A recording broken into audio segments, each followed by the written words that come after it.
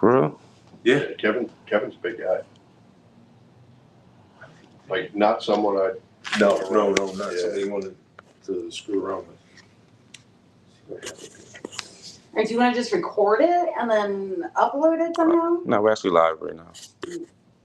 I said it. You hear me? No. Right before we started talking about Elmo, I said, "Okay, we're live." I said, "Oh, Whoops. yeah, nah, it's only Elmo." Kevin Clash. Kevin Clash. Plus, you're not on the mic. They're on the mics. You're loud. That is. Well, it hasn't been announced yet, but Kevin Clash, Elmo, is coming to Garden State Comic Really? Fest Vineland. Yeah. Oh, Vineland. Oh, Yeah, I'm bringing we getting Elmo. the We getting Elmo. Vineland. Yo. All right. I'd rather you guys hold the mic just to be safe. Sure, hold the mic. Yeah. Well, give it to him, because I'm not talking. I'm not doing no talking. So what's your favorite ice cream? Actually, I like chocolate Superman is my favorite ice cream. I'm butter pecan guy myself. That's Old a good school. one. Yeah, that's a good one. I miss rainbow sherbet. Sherbet. That's probably extreme. Is sherbet an ice cream? Would we consider that? No, I don't know if we consider that ice cream. It's an ice cream with rainbow jimmies and bubblegum sherbet. No, bubblegum But sherbet. sherbet you can actually serve before a meal. That's right. No, that's sorbet. It's the same stuff. It's ice and flavor. I remember my aunt, you'd go on Thanksgiving and you'd have to eat the salad, and then they'd give you a thing of ice cream. And you're like, Cleanse your "What's going on?" palate. You Sorbet. done already? No. This sounds like And a that wrap was up fun. conversation. Thank you so much for having us. No, you're to the mics.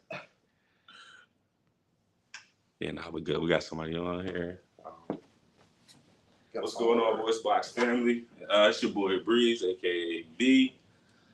Here today we have the minds behind Garden State Comic Fest, Dave O'Hare and Dennis Molnar. Molnar, that's you close. Close. All right. About saying I only heard what once or You got twice. it. You got it. Good. You got it.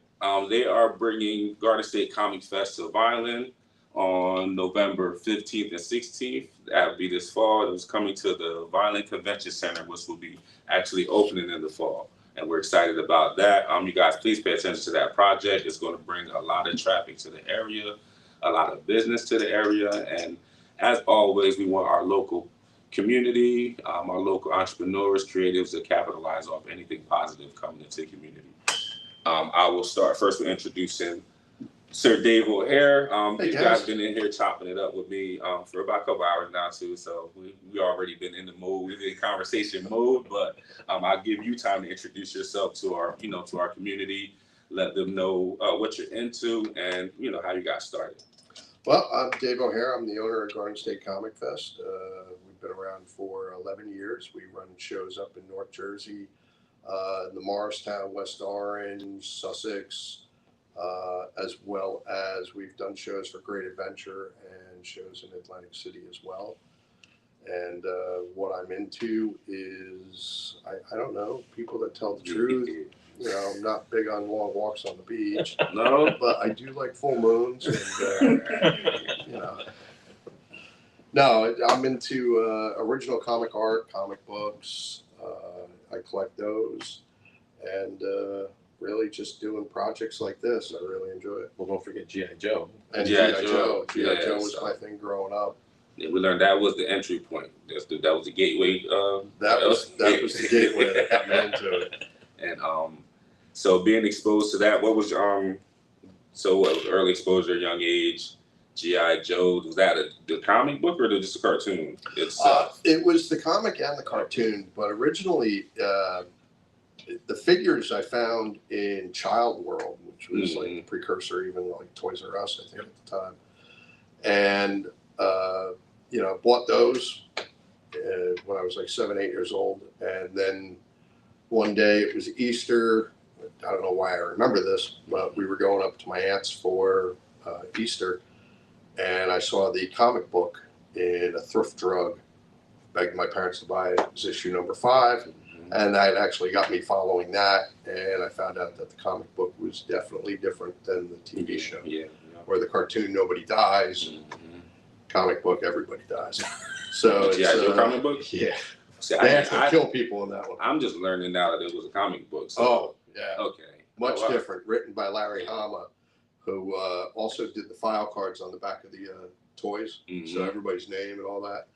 And then the actual cartoon was done by Yeah. cartoon people. Yeah. So it's To sell toys, basically. G.I. Joe was, now you learn about it. It was one big scam. It was all just a giant cartoon of 55 toys, but it was worth it. Transformers too, right? Wasn't Transformers as well. Yeah. Oh man, they got me. Thank you, Hasbro. Yeah, right. So what? I know you started with GI Joe, but what's some other like maybe brands or comics that you end up getting into, maybe early on or? Early on, it was always G.I. Joe. I also read the Transformers comic. Okay. And, obviously you had Transformers, G.I. Joe growing up, but that was my thing. And then, high school started, didn't really read much after that. Went into the military, came out thanks to G.I. Joe, which, Was it the same? boy, that was not worth it. No. That's where it all went downhill on G.I. Joe. But Thank you for your service, though. yeah. Good times. But and I say that it is a good time actually. But and then coming out, I started a pest control company. Did that, and a friend got me reinterested in purchasing comic book artwork, the original pages to the books and stuff, as an investment. And I got sick and tired of having to go into New York City.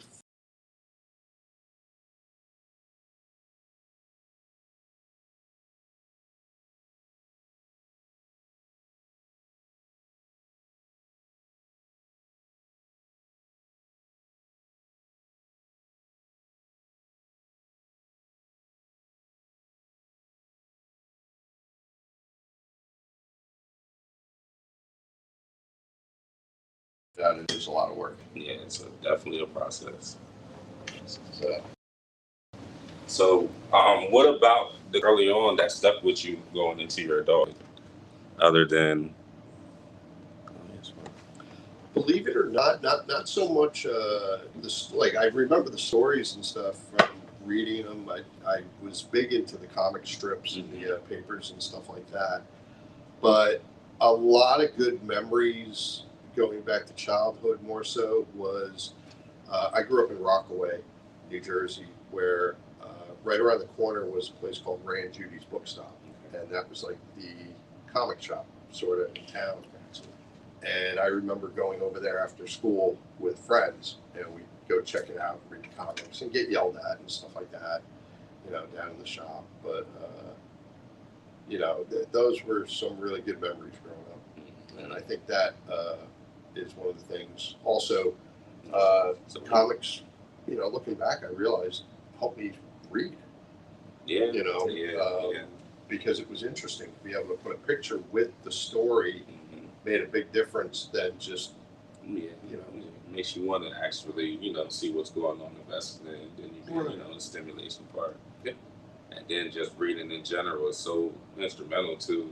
I tell people it's tied directly to your intelligence. The more words you know, the better you're able to express yourself. Oh, definitely. Certain things are tied into that, so I can understand seeing the value in that. The education of it it's well worth it. It doesn't matter what you read, as long as you find something that you're interested in that'll keep your attention.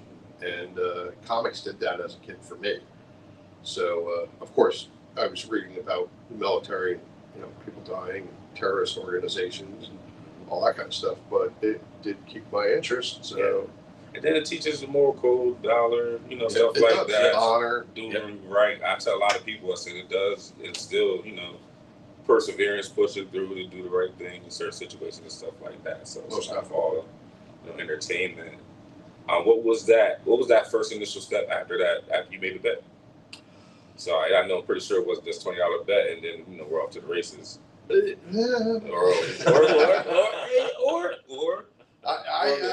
What I did was after that, luckily because I did own a pest control company, I did a Quality Inn up in Ledgewood. So I went in there and said, "Hey, can I borrow your ballroom for this?" And it was dumpy little show that came together in 2014, and I was lucky because I actually knew some of the artists from buying their artwork. Yep. Yeah. And they lived in New Jersey. So I invited them out. They said yes, which surprised. Mm-hmm. But they set up. We had a couple vendors. We charged, it was like $40 a table. And we ended up with like 500-600 people showing up to this little, Yeah, from the first one. yeah, on a Sunday. And when it was all said and done, I mean, I just wanted to win that $20. But I realized I actually made like $300 by the time it was done. Mm-hmm. And I went, maybe there's something here. Mm-hmm. So we moved it to a bigger venue and then a bigger venue. And now we do multiple shows, but I don't want it to get much bigger than what we have it, Yeah.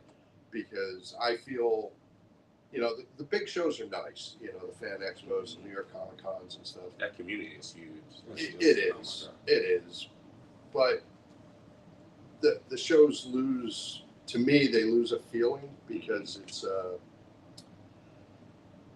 more cookie cutter corporate. It's Yeah, like I was thinking commercialization, but Yeah. not necessarily exactly that. But the yeah. things that make me happy with a show. Like I always joke, which nobody died, nobody sued me, so good show.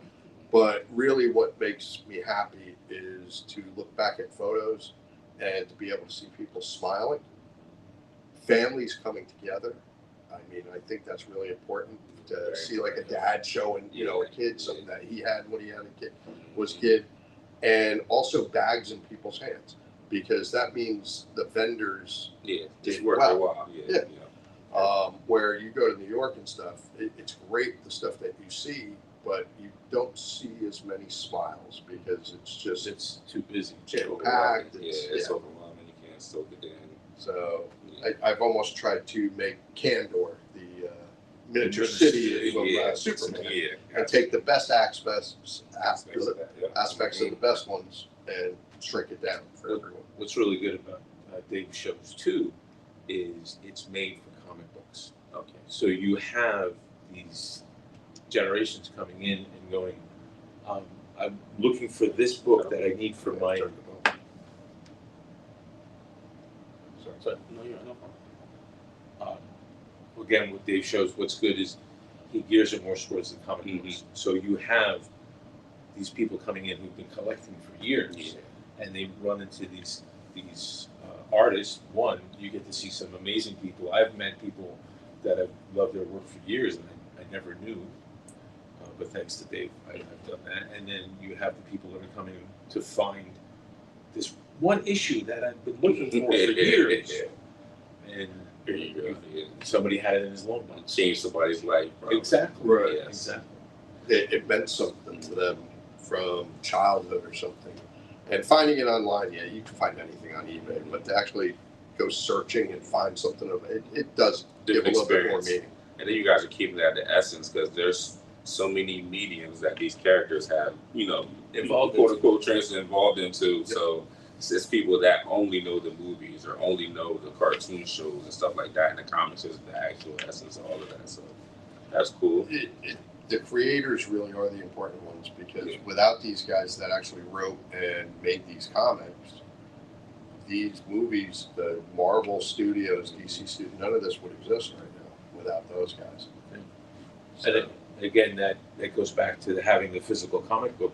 Okay, we have somebody that's seen all the Captain America movies, Yeah, but they've never bothered to read a Captain America book. exactly. They pick up a copy and go, oh wow, this is pretty good. And then you see the different interpretations. Exactly. Then where they take liberties and stuff like that, or they leave stuff out. and who was writing it when Right. they put their own spin on it, Sorry. and things change. Change the history, retcon. Exactly. Yeah. And as you can see, Dennis is a Star Trek fan. Oh man, they got a comic too. They are probably They do. Everybody has a comic now. So. Well, let's see. Marvel did where it's Gold Key, then it was Marvel, then it was DC, and now I forget who's IDW. IDW is doing the Star Trek comic series. So yeah, they've been around forever, and that's my story of where I started. I started in '66 watching William Shatner and Star Trek. and Star Trek. and then I evolved into that. What other comics are you into? You have favorites? I'm a DC man, so my ultimate hero is Batman, and I've watched again. I've read him. I remember growing up as a kid in the late '60s, early '70s, and my oldest brother would go and buy comics, Yeah. and I would sneak his comics so I could read them, and then I have to put them back because, and then he'd get mad at me because you bent the corner, you tore the edge. Is it true Batman doesn't kill his victims so he can beat them up again when they get out of jail? Well, see, that's the thing. If you go back all the way back to the original, was it Finger and Finger and Kane. Kane, Bob Kane and Bill Finger, the original Batman killed. He had guns. That makes more sense. And then as time went on, he transformed into more of a, I guess, a gentle vigilante. Yeah. And then in the '70s, he was he was more of a detective and a psychedelic character. Neil Adams and Neil Denny Adams. O'Neil really brought back the character because it almost died Yes, yeah, during Batman '66, where they turned him into more of a joke. right. So they Yeah, Adam West. Yeah. Yeah. Okay. I had And that transferred into the movies. Like for a while, they were treating the movies as a joke too. Well, So- that's what happened with '89 Batman when they did Michael Keaton, and they were like, "Oh, how can Keaton be Batman? It's going to be campy. It's going to be silly," and it turned out to be, a A great. little bit more serious. I said more Batman serious. Returns was too dark for some people. Right. Yep. And then it went campy when it went to Batman. What was it Batman and Batman and Robin. Robin. The ones we Oh, talked Batman about. Forever too. Batman Forever with Val Kilmer and So back to the first show. Who were some of the artists that you guys brought out, or some? The very first show, we had Charles Paul Wilson III. He has worked for IDW, Marvel, DC. He's actually a really good friend. We had Tom Rainey, who actually worked for DC and Marvel. Rags Morales, who did Identity Crisis and quite a few things for DC over the years. And it was so long ago. Yeah, almost going on 10 years now. Blanking, More than 10 years. 11. Going on 11. Paris Cullens did our very first show, and he is the creator of Blue Devil from DC. Blue Devil, and he worked on Blue Beetle. I know Way back in the day. I know Blue Beetle. Yeah, you might know. I don't know if they put Red Devil in or Kid Devil in the Teen Titans. The red. It's kind of like a red Nightcrawler, I think I know. but he's like the underling to Blue Devil. I'm thinking of the dude in the trench coat. Right. Who are some of your favorite guests that you had over the years? Because how many have you had since 2014? How many would you say you've thrown? How many shows? Yeah. I don't know. Yes. I can't even give you an answer on that because I could sit here and try to count them. But for a while, we were doing one a year. Then we added Winterfest. Then with COVID, we lost a couple. And then now we do an Anime Fest. We've done shows, like I said, for Great Adventure. We've done 2 or 3 in a year. This will be the first time we've ever attempted 4. So it's going to be interesting to see how Vineland plays into that. So we're the fourth one, or Yeah, you're going to be the fourth one this year. Yeah, we're gonna hold y'all down. Come out, y'all support. All the interactions we be getting for the promo. Let's follow up with it, and then, like I said, we got the physical flyers too. So we're gonna literally paint the town with those too. It's gonna be a great show. The convention center, it seems like it's about 40,000 square feet here. We're gonna bring in some of our best. We're bringing in some great guests. We're bringing in Sabrina the Teenage Witch, Yes. Melissa Joan Hart. I can let it out now, like Nate Richard. He played Harvey on the show. He's coming. We're bringing in Boyfriend. Yes. Yes. Phil Fondacaro, who played Roland the Troll. He was also in Willow. He was the Ewok in Return of the Jedi that died. He's coming. We're bringing in Kevin Clash, who was Elmo. He was Splinter from Teenage Mutant Ninja Turtles. Baby from Dinosaur. So we're bringing in some great celebrity guests Yes. as well as some great artists. We got Jim Ballard coming in who reinvented Catwoman. I just signed yesterday. Bob Camp is coming, Mm-hmm. who is the creator of Ren and Stimpy. Oh, really, Bob? Wow. Yeah, Oh, wow. and he now Some works for millennial dream you SpongeBob guys got SquarePants. coming up. Yeah, he works. He's a character designer now for SpongeBob and Nickelodeon. So we got a little bit for everybody. You know, kids, adults. We're gonna have some great comic vendors. So you're gonna see vintage, silver, golden, up to modern. We're gonna have dollar books, and we're doing it all for like, I think it's $20 or $25 for a ticket. It's not bad. No, that's good. That's right. We're, you know, we try to keep it competitive. What made you choose Vineland? Well, Vineland, we picked Vineland mostly from Stephanie. Who is off Stephanie's camera here. Hey, Stephanie. Hey. Vineland, Stephanie reached out to me by email asking if, you know, Garden State wanted to throw a convention down here. Mhm. And the first thing I said was, you know, where the F is Vineland? And I had to look it up, and then I looked it up and I went, no, I don't want to throw a convention in Vineland. And it's not because it's bad sound or anything, it's just it was so far away. Yeah, 3 hours. Yeah. Drive. Yeah.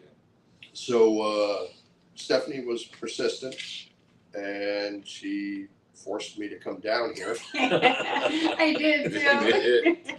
She promised me a meal and a hotel room, I did. and you know all this stuff. So I came down. And we took a tour of Hospitality. the potential Secret weapon. everything, and you know I actually started to see Stephanie's vision. Mm-hmm. So I said, you know what the hell? Can't be worse than a $20 poker bet. Let's give it a shot. And here we are. Yes, you guys just came back over from seeing the convention center. What do you guys think of the space? I think the space, you know, at the beginning, I did see the vision, but it was hard because I guess it used to be an Amish marketplace. Yeah. So you still had some of the stalls there from the restaurants and stuff. But as it's all being taken out now, I think it's going to be great. We're going to easily have over 150 tables of different artists, vendors, celebrities in there. We're going to have 2 floors going. I'm also trying to work with the local hotels and stuff so we can do some after party stuff. Absolutely. And run maybe a nightly something like a drink and draw or you know, I have a couple other surprises like Cosplay party would be awesome. cosplay party. I'm thinking about trying to put together a Cards Against Humanity versus Elmo. You know, What Elmo's gonna be? yeah. I don't know if Kevin will agree to that, but I can just imagine Elmo answering those cards. That would be great. So, you know, we're looking at a whole bunch of different things. We're going to throw a lot of stuff at the wall here, see what sticks, and be around here for a long, long time. Yeah, absolutely. What's the end game? Where you guys see yourselves? What let's say 10 years. You see yourself taking it in 10 years. You know, if Too old to do this shit. Not being seen, not touching anything, not talking to nobody, just. if I could be doing the exact same thing I am doing today Yes. in 10 years, I would consider myself very lucky Yes. because I'm very happy with what I do. Mm-hmm. And I'm comfortable. I don't need more. I don't need to be the biggest show in the world. And I just want to make sure the fans and stuff are very happy. And if our shows, you know, 10, 20 years from now, maybe some kid goes, oh, I was at that show, or, oh, that got me into this, and, you know, helped me read, or God only knows. Then it means I did my job, which I'm happy with that. What's some advice you would give somebody that will say they see what you're doing and they want to either emulate it or, you know, replicate or follow along that path? What would be some advice you would give them that you know, think you should have had coming up? My first advice would be don't. And it's not because you shouldn't do something like that. I mean, if you really want to get into something like this, go for it. Mm-hmm. But just realize what you're getting into. Okay. I didn't. And a lot of shows don't. A lot of shows start and you see after one show, 2 shows that they're not around anymore Mhm. because the logistics of putting on one of these shows, the amount of time and effort that goes into it, you can work 12 hours a day on a show, and guess what? That show does not pay you enough to not have a regular job on the side either. Absolutely. So it's more of a passion than it is a business. But if you can do it, you can. It's very rewarding in other ways. But yeah, you have to figure out the logistics, and people always go to me. Well, one question I do get a lot is when I go to other shows. If you go to the the local firehouse shows and stuff like that, and they go, I only have to pay a $3 admission here or $5 admission. Why do I have to pay $25 at your show? And well, because when I did the first show at Quality Inn, it only cost $1,800 to put on the show. Now, an average show for us costs about $125,000 to put on the show. So, you need a little bit more money. Like I said, insurance, police, permits, food, advertising, guests, hotel rooms, airfare, staff. It adds up to a lot. So normally I need 1,000 people to come through a door before I even break even. So have you always had that entrepreneurial mindset? Is that something that you brought into coming into this, or was it just like a learn as you go thing? I've always had that, mostly because I just don't. It's hard to say. I'm a nice guy, but I don't play too well with others. Gotcha. So it was always hard for me to work for someone else, where working for myself was always the way to go. Mm-hmm. But then you also realize when you work for yourself, you got nobody to blame for anything. You don't know when that check is coming. So it's a lot different, flying through life without a net underneath you, so to speak. It's like that character development has to be like, especially in some instances, it's got to be like instant. You got to learn on the go. It's not for everybody, but if you can do it, it's great. But you got to realize that there's no sick days. There's no, you always have to be on when you got to be on. So that leans into the importance of doing something that you love doing. Something that you, because I'm about to say I would not be spending as much time in here if it wasn't for me doing shirts or doing media and being able to talk to people. I wouldn't be here. That's you. That's great. Sorry, too. Well, no, it was No, not me. And I'm looking at her. That's Stephanie over there calling me because we're on.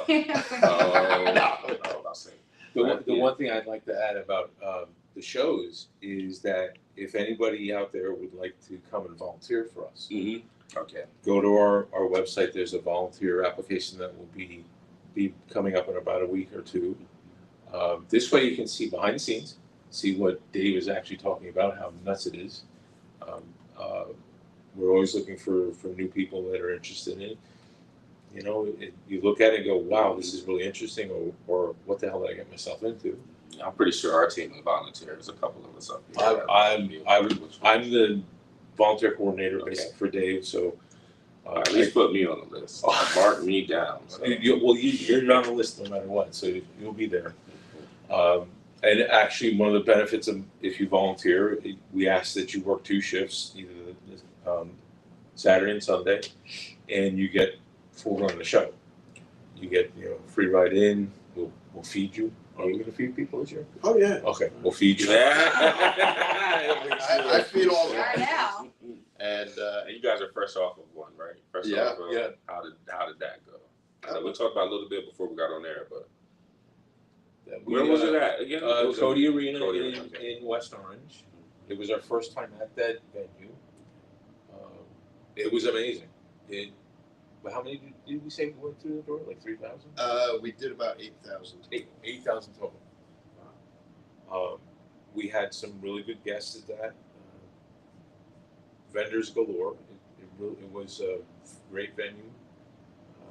People seemed to be happy. I don't think we had any complaints. No. The show went very well. Right. The one way we measure shows too is who comes back and says, I want my money back. And Of I don't course. think, and we didn't have anybody. You never get. Not on this one. Nobody. Normally you always get Yeah, one or it's two. one or two. Yeah. People invent problems. I learned that. Oh yeah, definitely. Or they'll find something to be wrong. Yeah. But like we were saying, those are usually the people that have like 13 friends on Facebook. Nobody wants to be their friend.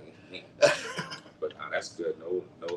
No issues, no complaints this time around. That's good. No, That's awesome. one of the biggest issues we had was there was really bad storms down in South. Oh, that's right. So we had a couple guests that were coming out of North Carolina Mhm. and Atlanta.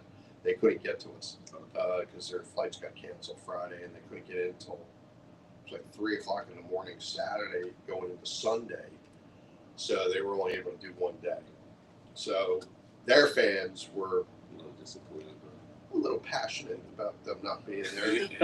but But we handled it, and what I did was the people that, like Steve Whitmire, who's the voice of Kermit the Frog, he couldn't make it, and he stayed in touch with us. He was great.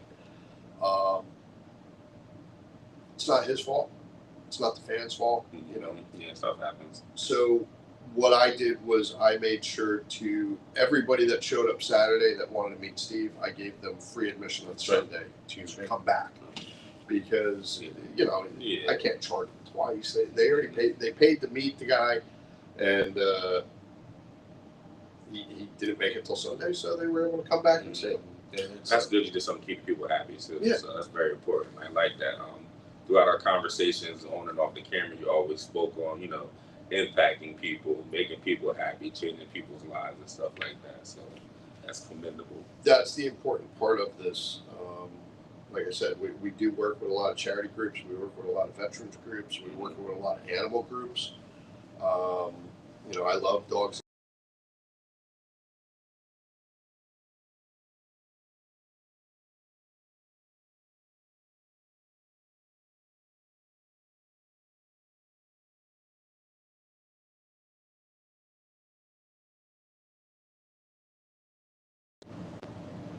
A little bit.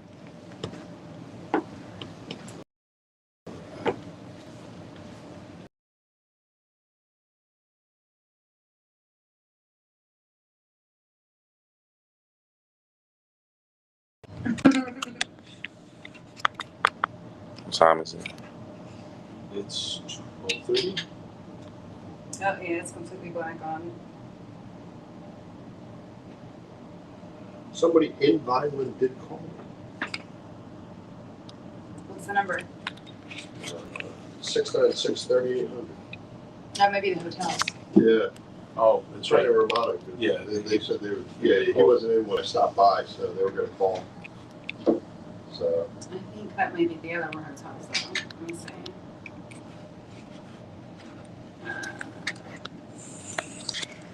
It's fun when you do these podcasts, you actually answer the phone while you're on it.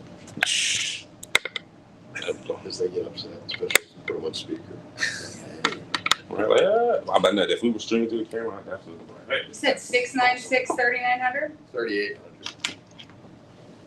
696. That sounds like an institution or something. 30. This is Harry's Pub. So that's Ramada. Yeah. Okay. Sandy's texting me. Are you guys still on? Yeah, we're about to close out though. Any closing remarks? You want to let people know where they can find you at? Go to our website. We're at www.gardenstate GardenStateComicFest.com. I'm sorry. Sorry. He's not used to these. I'm not used to these. Oh, it's okay. I can say right now, you can find us at GardenStateComicFest.com, GSCF, or GSComicFest.com. Yes. We also just started a new website, GSCFVineland.com. And you can find us on social media at Garden State Comic Fest, Instagram, GS Comic Fest, TikTok. We have a new TikTok. I think that's GS Comic Fest. And a whole bunch of other stuff. Like, I think we have a Discord too. I just don't know how that works. You guys have Anime Fest coming too. That's great. We got Anime Fest coming up in April. April in Sussex. Oh no, That's Winterfest. Winterfest is in January. January. April is Anime Fest, which we have signed 3 of the original Sailor Moons. Like we're trying to get a Sailor Moon reunion, the five sailors. So that would be awesome. Yeah. It's kind of what you're doing with like Sabrina the Teenage Right. Witch. Oh, can you let people know again what we got coming in November? I know you said it. Oh, right now, yeah, you got Melissa Joan Hart. She's the big one. She was Sabrina the Teenage Witch. Melissa and Joey. Clarissa's Closet. I mean, we all grew up with Melissa on TV. My teammates are going crazy over that. Yeah. I tell you. Oh. Especially so you can't wait. And you know what? We also make it that we bring in guests that really love their fans. Yeah. Like that's really important to us. I've turned down people because I'm like, you've heard stories. Bad vibes. So, but Melissa is just so great with her fans and everything. And with her, we got Harvey coming in, Nate Richard, we got Phil Fontecaro coming in, who was Roland on the show. And we have one more coming in, which I can't wait for that contract to be signed. It should be signed in a day or two. Mm-hmm. But let's just say he was a very important part of the show and on every episode. We'll leave it at that. We don't want to jinx it. Yeah. I mean, it's up to you. We'll leave it as all right. he We'll leave it on every episode. He's on every episode of Sabrina the Teenage Witch. Me personally, I don't know who that could be. Wink, wink. But I'm excited for you guys closing that as well. Right. I'm excited for the show in general. It's a breath of fresh air for the area. You're bringing out something that we usually wouldn't have access to, but we have a fan base in the crowd that's adamant about what you guys have going on. Once you come out, thanks again for come coming on out, support the show. Yes, sir. volunteer. Yeah, any way you want. Volunteer, just be a fan. Yeah, we'll probably run an article for volunteers and just link it back to the website. I'll link it back to the website. We'll be like I said, we'll be putting up the application within the next 2 weeks, and then I usually make my roster a month before the show. So by the end of October, we'll know who's going to be volunteering with us. Okay. All right. Yep. We thank you for coming out, sitting down with VoiceBox Radio. We appreciate your time. We look forward to Garden State. Garden State Comic Fest. That's what I said. All right. Take it back. That's the same spot and everything too. But we really look forward to it. And thank you guys for coming out, sitting down. Thank you. Thank you for having us. We got to do it at least one more time. Oh, definitely. Before the convention. No, thanks. Let me end the stream.